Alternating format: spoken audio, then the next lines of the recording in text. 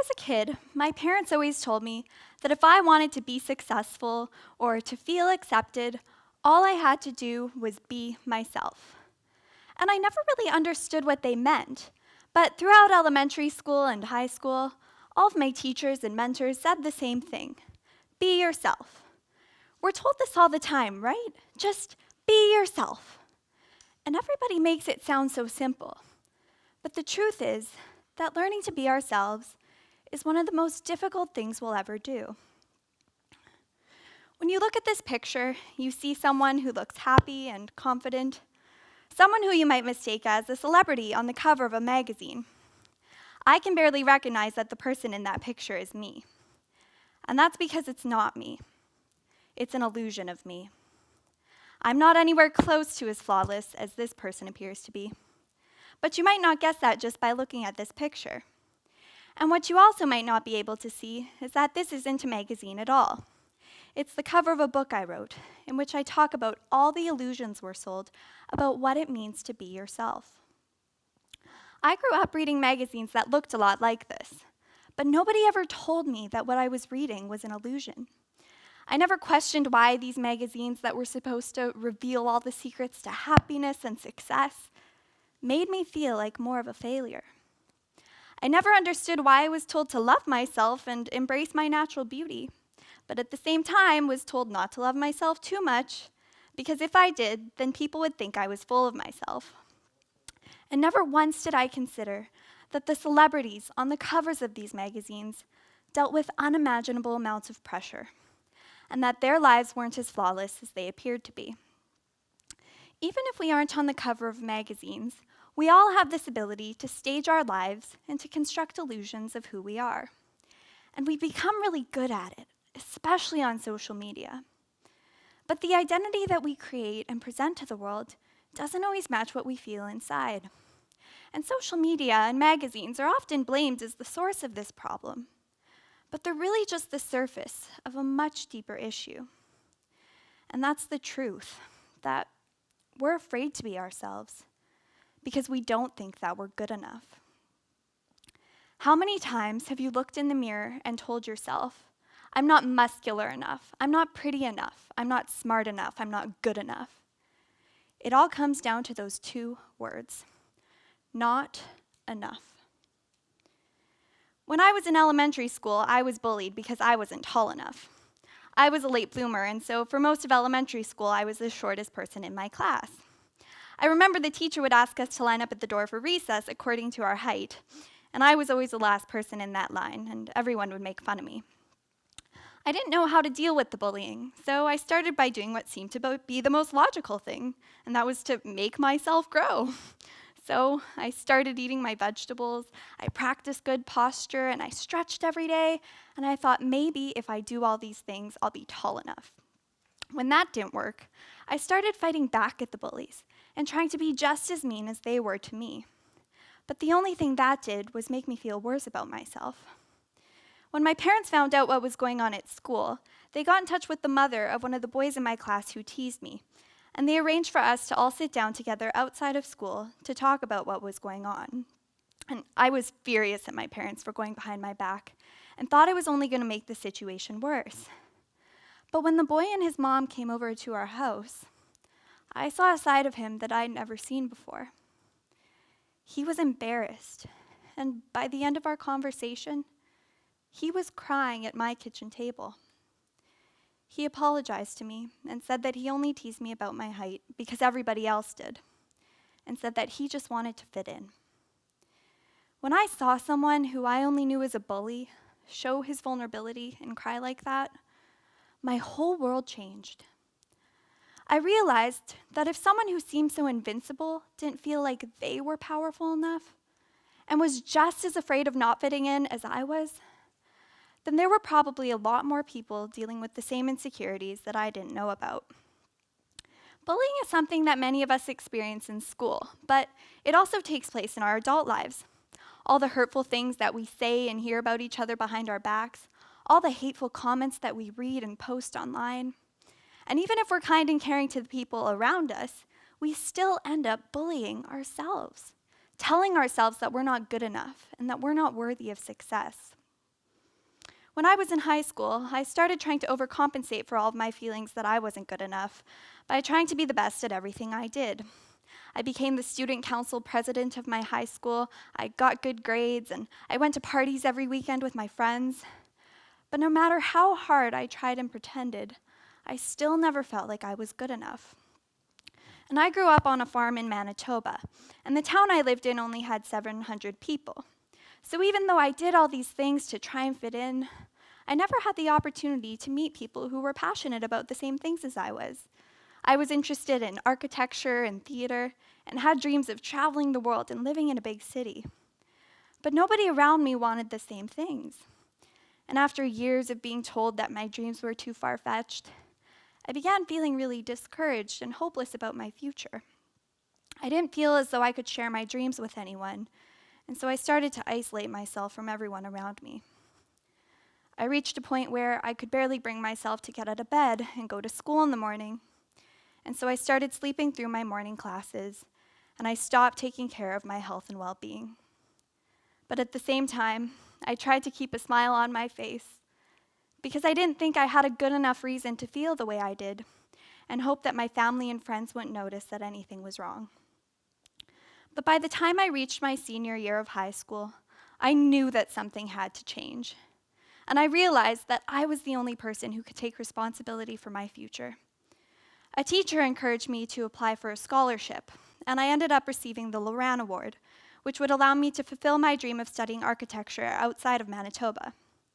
That year, I also made the decision to graduate from high school a semester early and move to Winnipeg, which was the closest city to my hometown. My sister and her roommate had been living there for a few years, and so I asked if I could live in their storage closet to save money on rent, which they thought was crazy, but I saw it as the perfect solution. And so I cleaned out their storage closet, and I got settled in, and I found a job serving at a cafe in the downtown. And I went in excited for my first day of work, but little did I know I would end up getting fired within my first hour on the job. When my manager asked how long I intended to work there for, I made the mistake of telling her that I only saw the job as temporary, and she fired me on the spot. I was devastated, and I spent the next several weeks moping around my sister's apartment, beating myself up, and watching a lot of TV.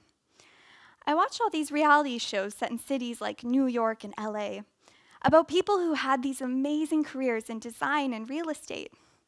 I couldn't stop myself from daydreaming about what it would be like to live that kind of lifestyle, and to work with people who were so passionate about their work. And one day when I was watching the show, I started thinking about how incredible it would be to work for the star of my favorite reality show, who was a real estate agent in New York City. I found his contact information online, and so I considered emailing him to ask for an internship. But I realized that someone as successful as him probably received hundreds of messages a day. So instead, I decided to cold call his phone number. And I somehow managed to convince him and his business partner to give me an internship with them in New York City. And when they offered me the position, I was really excited. But then reality set in, and I was like, wait a minute, what did I just do? I don't know anyone in New York. I've never been there before. I don't know anything about the city other than what I've seen on TV. I'm not mature enough or smart enough to actually go there and try and fit into the professional world. And I started coming up with all these reasons why I wasn't capable and shouldn't go. But at the same time, I knew that if we only focus on all the reasons why we aren't good enough and only continue to do things inside of our comfort zones, then we'll never have the opportunity to grow into the people we want to be. And so I went to New York for the internship, but when my new bosses realized how young and inexperienced I was, and that I was from a farm and didn't know how to use the subway, they were not impressed. But even though I was so young and inexperienced, I was really determined and eager to learn. And so I worked as hard as I could, and I tried to speak up and ask them questions to show that I was engaged and wanted to contribute to their work. And as the weeks went by, they began giving me bigger responsibilities, asking me to meet with clients and come to important press events, and they began inviting me to spend time with their team outside of the office. And despite our backgrounds and differences, as we got to know each other better, it turned out that we actually had a lot in common. From behind the scenes, they weren't as intimidating or secure as they had appeared to be on TV. They got nervous about big business deals and TV appearances, and all these things that I had assumed came naturally to them. And so even though I had gone to New York chasing this dream that I had seen on TV, I realized that so much of reality TV isn't reality at all. It's just another illusion, where people are portrayed to be someone they're not. So a few years ago, I began writing and reflecting on some of these experiences and all the illusions that keep us from being ourselves. And I had always enjoyed writing as a hobby, but I could never find the courage to share my work with anyone because, again, I was afraid that my writing wasn't good enough. But as I was writing and trying to find the courage to publish my work, I found a book by a first-time author named Adam Braun, who wrote about the lessons he'd learned and the challenges he'd overcome starting the organization Pencils of Promise. And even though we'd come from very different backgrounds and were at different places in our lives, I could relate to so many of the experiences and emotions that he shared in his book. And when I finished reading it, I found an article online in which he talked about the process of publishing his book. And what I found really surprised me. Even though he'd been so successful, he said that he had been afraid to share his work just the way I was. He said he'd pictured thousands of people reading the personal story he'd written and judging him. And I thought, that was one of the most inspiring books I've ever read. How could the author ever have been afraid to publish it? And in that moment, I realized that if you have a story that has the potential to inspire someone, or to let just one other person know that they are not alone, then you have a responsibility to share that story. We have the ability to inspire other people simply by being who we are. And it doesn't mean we have to be successful or have all the answers. We just have to be honest and open about our insecurities. The people who've inspired me the most in my life are not the people who pretend like they have everything figured out, but those who are willing to share their insecurities and talk about the challenges that they are facing in their lives. Whether it's a bully, a TV star, a best-selling author, or a friend, every single person we encounter in our lives has dealt with heartache, failure, and has doubted themselves at some point in their lives. And I'd be lying if I stood up here and told you that I've learned how to be myself and feel like I am good enough. I still beat myself up about things I did years ago, and I'm always worried about what people are thinking of me. And since publishing my book, I've had to confront a lot of these fears that I'm not good enough by dealing with criticism that I've received on my work. I had a woman laugh at me and ask what a 21-year-old could possibly have to say that would be worth reading. And I've had friends look at the cover and tell me that I'm narcissistic for writing a book about my experiences and putting my face on the cover. And to be honest, I would probably think the same thing if I were judging the book by its cover. But the first time that someone read it and told me that it helped get them through a difficult time, and a stranger told me that it was one of the most inspiring books they'd ever read, all those fears of not being good enough didn't matter anymore. What I'm starting to learn is that there's no real reason to be afraid of other people's judgment. Because at the end of the day, the meanest critic you're ever going to face is the person you see when you look in the mirror.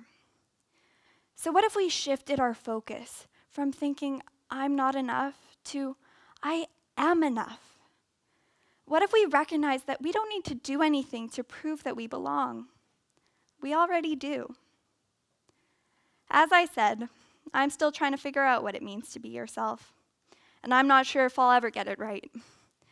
But it's a challenge that I don't think any of us should have to go through alone. Thank you.